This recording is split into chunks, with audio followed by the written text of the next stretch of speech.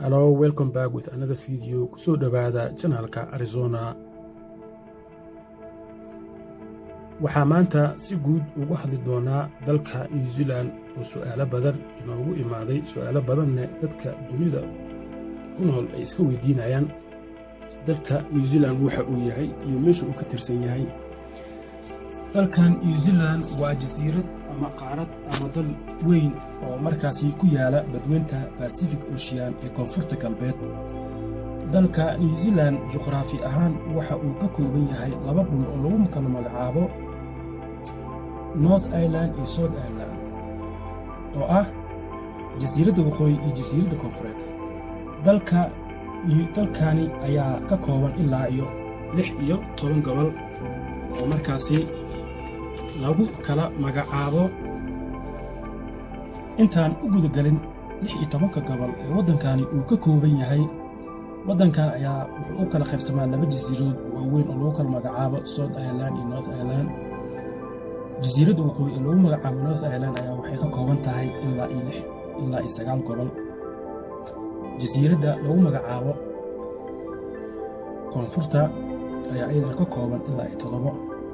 gobollada waddankani uu ka kooban yahay waa Northland oo caasimadiisu ay noqonayso Wangari, Auckland oo caasimadeedu ay noqonayso markaas Auckland, gobolka Waikato oo caasimadiisu ay noqonayso Hamilton, gobolka lagu magacaabo Bay of Planet oo ka tirsan isla jasiiradda waqooyi ayaan ku guda jirnay Wakatani ayay caasimadiisu noqonaysaa. gobolka shanaad Gisborne caasimadiisu waxay noqonaysaa Gisborne City. gobolka lixaad ayaa noqonayo Hawke's Bay oo caasimadiisu ay noqonayso Napier. gobolka toddobaad ayaa noqonayo Taranaki oo caasimadiisu markaas ay noqonayso New Plymouth.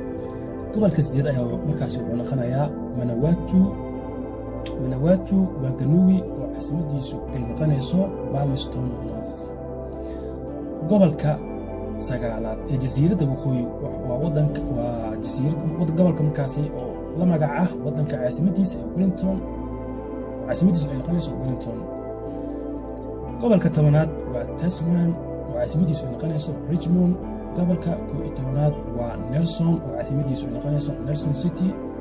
gobolka 13aad waa Marlborough oo caasimadiisu ay noqonayso Blenheim. gobolka 14aad waa West Coast oo caasimadiisu ay noqonayso Greymouth. gobolka 15aad waa gobolka markaasi gobolka 14 Canterbury oo caasimadiisu markaas ay noqonayso Christchurch. gobolka 15aad waa gobolka markaas lagu magacaabo Otago oo caasimadiisu noqonayso Dunedin. gobolka 16aad waa Southland oo caasimadiisu noqonayso Invercargill. caasimadda waddankani ayaa markaasi waxaa lagu magacaabaa Wellington. luuqadda asalka ah waddankan loogu hadlo waa English first, luuqadda labaadna waa Maori. ereyga Maori ayaa ka yimid waa asal dadkii waddankani loogu yimid. magaca lacag ee waddankani laga isticmaalo ayaa markaasi wuxuu noqonayaa lacagta Zealand dollar ama New Zealand dollar. ninka waddankani New Zealand u dhashtay waxaa la dhahaa Zealander. waddankani ayaa markaasi waxa uu leeyahay waxyaabo caan ku ah. waddankani wuxuu caan ku yahay ciyaarta lagu magacaabo Rugby Union. miraha ugu caansan ama qudaarta ugu caansan waddankan ayaa wuxuu noqonayaa kiwi fruit. waddankan macmacaanka inta badan ee ku weyn ee laga isticmaalayo waxaa loo yaqaanaa macmacaanka national dessert loo yaqaano wuxuu noqonayaa Bavola. hidda dhaqanka waddankan ay leeyihiin ayaa waxaa lagu magacaabaa dansiga. traditional dansiga waa haka. waddankan New Zealand Daily Country numberska waa +64. waddanka New Zealand ayaa markaasi waxa uu ka kooban yahay ilaa iyo 3 webi. 3daas webi waaweyn ayaa waxaa lagu kala magacaabaa Waikato River, Koroita River, Wanganui River. magaalada ugu weyn dalkani New Zealand waa Auckland. boqoradda waddankan New Zealand uu leeyahay ayaa waxaa lagu magacaabaa Queen Elizabeth II. waddanka New Zealand ma laha wax madaxweyne ah ee wuxuu leeyahay prime minister waddankan waxaa lagu magacaabaa Jacinda Ardern.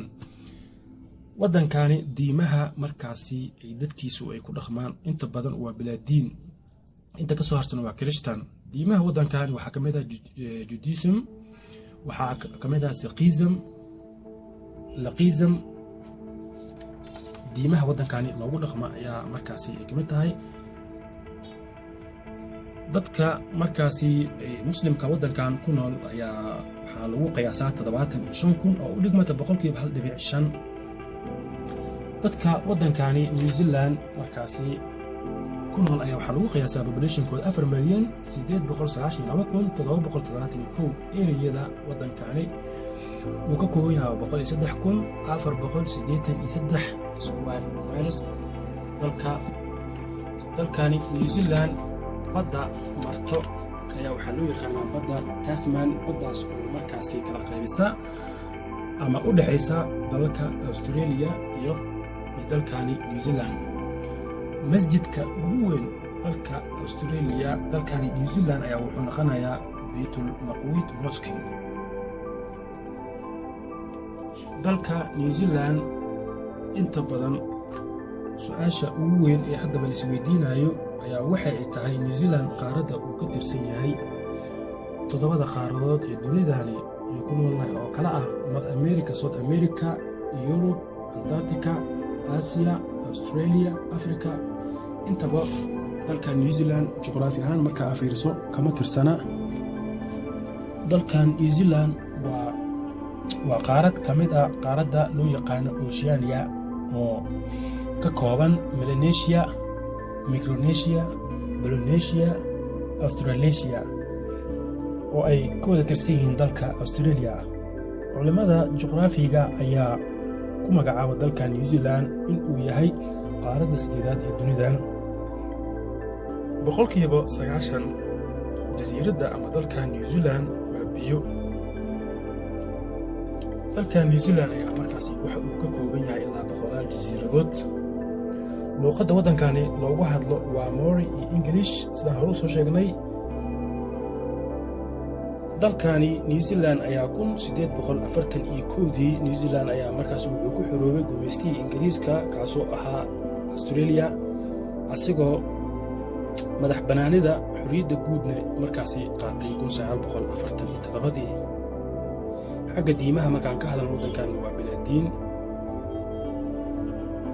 dalkani New Zealand waa dalka saddexaad ee markaas u dhow qaaradda Antarctica marka laga soo tago waddamada Chile iyo Argentina. warbixintii guud waan maanta ugu hadlaynay dalka New Zealand waa intaas. si aad mar walba ula socoto channelkani fadlan kambalelka furo, subscribe-kana saar.